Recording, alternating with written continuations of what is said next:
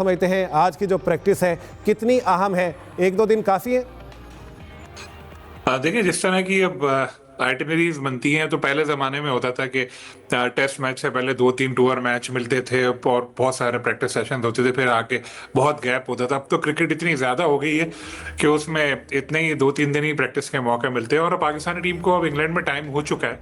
पहले एक practice match खेला, फिर एक टेस्ट मैच में 3 दिन में ख़त्म कर दिया, 2 दिन उधर भी मिल गए प्रैक्टिस करने के लिए उनको, मैच प्रैक्टिस भी मिल गई।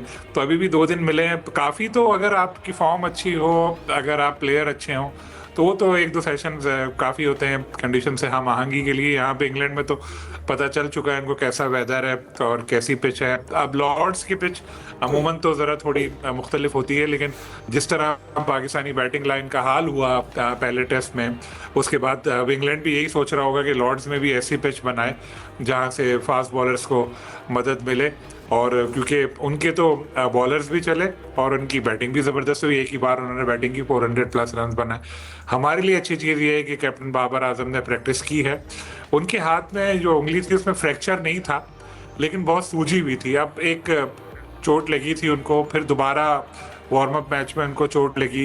एक ही जगह पे 2 बार चोट लगना है बड़ा ख़तरनाक होता है। सूजा हुआ हाथ, उसके ऊपर वो ग्लव्स पहन के बैटिंग करना ये आसान चीज़ नहीं है, लेकिन अब गालिबन बेहतरी आई है तभी उन्होंने आज प्रैक्टिस की होगी। उम्मीद यही है कि वो दस्तयाब होंगे मैच के लिए। अगर वो दस्तयाब हो गए पाकिस्तान टीम के लिए बहुत अच्छी चीज़ होगी है, क्योंकि हमारी बैटिंग जिस तरह नाकाम हुई थी, हमें ज़रूरत है बाबर आजम की कि उन जैसा प्लेयर एक आए जो ना खुद खेले, साथ में जो दूसरे प्लेयर हैं उनको भी मोटिवेट करे कि यार मेरा साथ दो। वरना जिस तरह हमने देखा सीनियर प्लेयर जूनियर को बिल्कुल भी नहीं बता रहे थे, अपनी अपनी कोशिश कर रहे थे कि थोड़े रन बना के अगले मैच के लिए बच जाएं। साथ में बॉलर्स के ऊपर भी बड़ी जिम्मेदारी है, खासतौर पे जो फास्ट बॉलर्स की परफॉर्मेंस थी पिछले मैच में। उसके बाद अब देखना होगा कि किस तरह से वो कम बैक करते हैं हमारे बॉलर्स।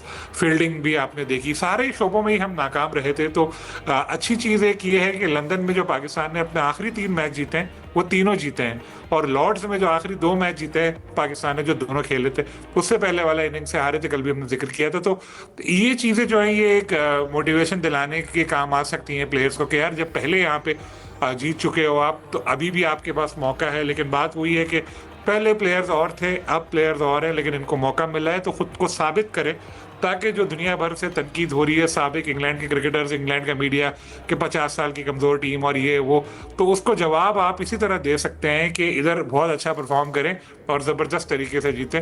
उसके बाद हम भी बोलेंगे इंग्लैंड को कि भाई तुम्हारी भी टीम कोई इतनी तगड़ी नहीं है जितना तुम बुरा भला कह रहे थे हमको। और इंशाल्लाह उम्मीद करते हैं कि ये मौका ज़रूर आएगा, इसी टेस्ट मैच में आएगा। जाहिद साहब, क्या देखते हैं, बाबर आजम फिट हो चुके हैं, क्या फ़र्क पड़ेगा टीम में उनके होने से? देखें, एक तो क्योंकि बाबर की वेस्ट इंडीज़ में परफॉर्मेंस बहुत अच्छी रही थी और काफ़ी उम्मीदें हैं बाबर से। अब जब ये वो सेकंड टाइम या थर्ड टाइम अब कप्तान बने हैं, उनमें ज़्यादा एतमाद दिखाई देता है। फिर उनके ना होने से एक तो टीम का वहाँ पे मोराल डाउन हुआ। फिर सलमान आगा, जिनको उनकी जगह पे कप्तान बनाया गया था, उन्होंने प्रेस कॉन्फ्रेंस में भी ये तस्लीम भी किया कि मैं तो खुद चाहता हूँ कि बाबर आजम आ जाएँ और कप्तानी संभालें, क्योंकि उनकी अपनी परफॉर्मेंस जो है ना सिर्फ सलमान आगा की भी अच्छी नहीं है, ओवरऑल जो इन फॉर्म होता है प्लेयर और ख़ास तौर पर कप्तान भी हो तो ओवरऑल टीम पे फ़र्क पड़ता है। फिर अगर देखें स्टुअर्ट ब्राड, माइकल अथर्टन या जितने भी उनके वहाँ पे कमेंटेटर हैं, उनका भी बार बार ये कहना था, एक तो खैर वो हद से भी गुजर गए तनकीद करते हुए, उनका ये कहना था कि बाबर को आना चाहिए, इनकी टीम की तरफ से खेलना चाहिए, क्योंकि उनके बगैर इनकी टीम जो है ना, ख़ास तौर पर बैटिंग, वो मुश्किलात का शिकार दिखाई देती है। अब जो है बाबर ने क्योंकि आज प्रैक्टिस की है, काफ़ी उम्मीद है, कभी उम्मीद है कि बाबर आजम ये टेस्ट मैच खेलेंगे। और इस टेस्ट में बताऊं, जो पिछला मैच था यहाँ पे, उसमें पाकिस्तान जो जीता भी है, उसमें 68 रन 68 रन की उन्होंने इनिंग्स खेली थी और फिर इंजर्ड होकर वो बाहर चले गए थे। तो इस ग्राउंड का रिकॉर्ड देखें जो हम पहले भी जिक्र कर चुके हैं, तो रिकॉर्ड्स के हवाले से तो पाकिस्तान 5 टेस्ट जीत चुका है। और लेकिन यहाँ पे ये क्या फास्ट बॉलर्स के साथ स्पिनर्स को शामिल करते हैं या नहीं करते, ये मुश्किल दिखाई देता है, क्योंकि माजी का अगर रिकॉर्ड देखें तो हर मैच में तकरीबन एक ही स्पिनर खेला है। और फिर ख़ास तौर पर जिक्र करना चाहूँगा, इसी साल जो न्यूजीलैंड और इंग्लैंड का मैच लॉर्ड्स में हुआ, उसमें वो कहना चाहिए कि फास्ट बॉलर्स की ही जन्नत थी। और पिच भी थोड़ा सा बेन स्टोक्स ने ये मैच जीत कर भी, इंग्लैंड क्योंकि ये मैच जीत गया था, और उन्होंने खुद ये कहा था कि पिच मेयारी नहीं है। इस पर आईसीसी ने भी खुफगी का इजहार किया था और मैच जो है वो चौथे दिन जो है चंद घंटों के बाद ख़त्म हो गया था और 140 पे इंग्लैंड की टीम आउट हुई थी, जवाबन 113 पे न्यूजीलैंड की टीम ढेर हो गई थी। तो फास्ट बॉलर के लिए काफ़ी हेल्पफुल रहा। अब पाकिस्तानी टीम जो है किस किस्म की प्लेइंग 11 बनाती है ये बहरहाल जाहिर है टीम मैनेजमेंट ने कुछ यकीनन सोच रखा होगा, लेकिन ये सोचना कि पाकिस्तान शायद 2 स्पिनर से जाए ये हमें मुश्किल दिखाई देता है। सही है, मुश्किल दिखाई देता है। यूसुफ अंजुम साहब क्या समझते हैं, जिस तरह का मौसम है, ड्राई मौसम है और ड्राई पिच होगी, स्पिनर्स 2 स्पिनर्स के साथ जाया जा सकता है, 2 फास्ट बॉलर्स भी हो सकते हैं, क्या हिकमत अमली होगी हमारी? देखिए, पाकिस्तानी टीम में मुझे लगता है कि 2 से 3 तब्दीलियाँ मुतवक्को हैं, जिसमें बाबर आजम की वापसी होगी अजान वैस्ट की जगह। उसके बाद अगर हम स्पिन डिपार्टमेंट की बात करें तो अगर विकेट देखने के बाद इसका अंदाज़ा होगा अपनी प्लेइंग 11 तो उसी वक्त बनेगी, लेकिन अब तक की रिपोर्ट्स यही है कि शायद अली उस्मान के साथ साजिद खान को शामिल किया जा सकता है, लेकिन ये विकेट देखने के बाद ही पता चलेगा। जबकि फास्ट बॉलर बैशाग की भी प्लेइंग 11 में शमूलियत का इम्कान है। अब चूँकि पाकिस्तान की टीम पहला मैच हार चुकी तो उसके बाद दोबारा उनको रीगेन करने के लिए अपने आप को तो ज़्यादा तैयारी के साथ मैदान में उतरना होगा। बाबर आजम की वापसी शाकीन क्रिकेट के लिए यकीनी तौर पर बहुत अच्छी बात है, पाकिस्तान टीम का मोराल में इजाफा करेगी, लेकिन इस बात की गारंटी नहीं दी जा सकती कि बाबर आजम के आने से हम जीत की ट्रैक पर गामजन हो जाएंगे। बाबर आजम सिर्फ अकेला टीम नहीं खिलाता, बाबर आजम के साथ बाकी जो बैटर्स हैं उनको भी परफॉर्म करना पड़ेगा। यकीनी तौर पर बहुत बड़े नाम में तजर्बा भी इनका है, लेकिन अब वक्त है कि इनको डिलीवर करना चाहिए। कब तक हम इनके पुराने माजी के रिकॉर्ड पर उनको प्लेइंग 11 का हिस्सा बनाते रहेंगे? बाबर आजम के साथ हर जो खिलाड़ी टीम का हिस्सा उसको परफॉर्म करना पड़ेगा। छोटी छोटी परफॉर्मेंसेस होंगी तो उससे पाकिस्तान की टीम की जो पोजीशन है वो काफ़ी मुस्तहकम होगी। माजी के रिकॉर्ड भी पाकिस्तान के फेवर में है, तो इसलिए उम्मीद की जा सकती है कि पाकिस्तान की टीम अगर फील्डिंग अच्छी करने का मुजाहरा करने में कामयाब रही तो फिर उसकी कुछ पोजीशन है वो काफ़ी बेहतर दिखाई दे सकती है। लेकिन हतमी तौर पर यही है कि जो इंग्लैंड की टीम उसका पल्ला ज़्यादा भारी रहने का इम्कान है।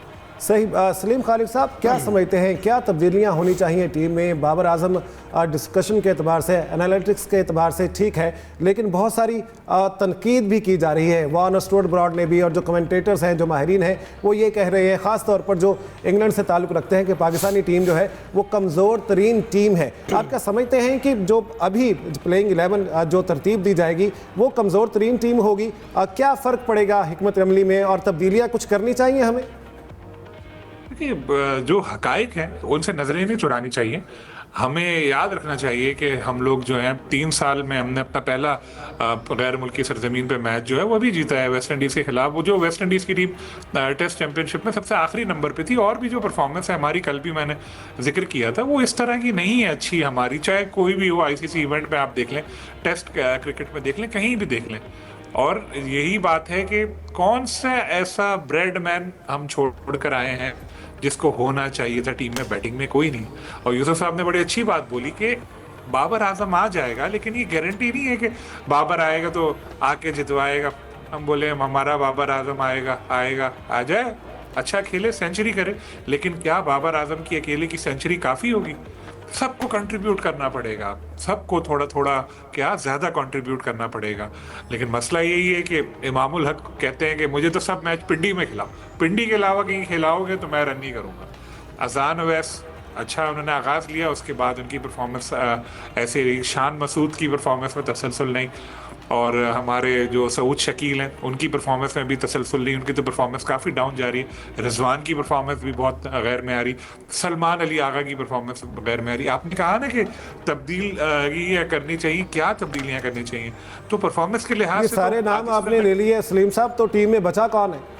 मैं यही तो आपसे कह रहा हूँ कि आपने जो बात बोली ना कि तब्दीली है, बाबर किसकी जगह लाए, तो इस वक्त तो इतनी सारी चेंजेस हो सकती है टीम में कि 6-7 प्लेयर चेंज हो सकते हैं, लेकिन हम लोग इतने प्लेयर लेके तो नहीं गए। लेकिन सबसे बड़ा सवाल वही है कि किसको खिलाएं, लाएं किसको? ये एक अलमिया है, ये एक बहुत बड़ा क्वेश्चन मार्क है कि हमारे पास टैलेंट ऐसा क्यों नहीं है जो परफॉर्म कर सके, और हमारे फास्ट बॉलर्स जो हैं वो फास्ट बॉलर्स क्यों नहीं हैं? आप कहेंगे फास्ट बॉलर्स है, फास्ट बॉलर्स क्यों नहीं है? इसकी वजह यह है कि आप मैच उठा ले, उसमें कोने में स्क्रीन पे लिखा हुआ आता है इतनी स्पीड। तो अगर मैं माइल्स के हिसाब से बात कर रहा हूँ तो अब हमारे पास 70-75 ये वाले बॉलर रह गए। एक ज़माने में 100 का रिकॉर्ड शोएब ने बनाया था, आप 100 पे ना आ जाओ, 90 पे तो आ जाओ, 80 पे तो आ जाओ, चले ये भी मैं मानता हूँ स्पीड सब कुछ नहीं होती, एक्यूरेसी होती है, स्विंग होती है, लेकिन वो उस वक्त जब आपकी कंडीशंस अच्छी मिल जाएं आपको, जहाँ पर आपका एक फॉर्म लग जाए तो फिर वहाँ पर कामयाब होते हैं। लेकिन अगर कंसिस्टेंसी से आपको परफॉर्म करना है उसके लिए ज़रूरी है थोड़ी स्पीड भी हो और आपकी वेरिएशन हो बॉलिंग में, और फील्डर्स भी आपका साथ दें। यहाँ तो हमारे फील्डर इतने हवास बाख्ता होते हैं कि वो एलबीडब्ल्यू की अपील कर रहे हैं और वो बैटर बाहर है, बजाय विकेटों पे मार के रन आउट करने के वो विकेट कीपर को बॉल दे रहे। तो ये तो हाल है हमारी टीम का। तो इस वक्त तो बहुत परफॉर्मेंस हमारी अच्छी नहीं है, लेकिन फिर भी एक हम ये बीइंग अ पाकिस्तानी, जैसे हॉकी टीम का हशर आपको पता है क्या हो चुका है, लेकिन फिर भी हॉकी टीम वर्ल्ड कप में गई थी तो हम कह रहे थे वर्ल्ड कप जीत जाए भाई। हालांकि रियलिस्टिक सोच नहीं है, लेकिन बीइंग अ पाकिस्तानी क्योंकि हमारी टीम गई थी तो हम सोच रहे कब जीत जाए। नहीं, वो लोग आम आदमी की दुआ तो यही करते हैं ना जाहिर साहब। चले अगर जीतते का नहीं का तो चलो ये तो क्या सेमीफाइनल में जीत जाए, इंडिया को हराते, तो इधर भी हम लोग यही कह रहे हैं कि यार चलो ये मैच जीत जाए, अगला मैच जीत जाए, कुछ तो खुशियां मनाने का मौका दे। लेकिन इस वक्त थोड़ा सा क्या काफ़ी इस वक्त मोरल टीम का डाउन हो चुका है यहाँ पर। और मुझे उम्मीद यही है कि बाबर के आने से मामला चेंज हो, वो प्लेयर्स को मोटिवेट करें और एक अच्छी परफॉर्मेंस नजर आए और यहाँ सीरीज हम लोग बराबर करें।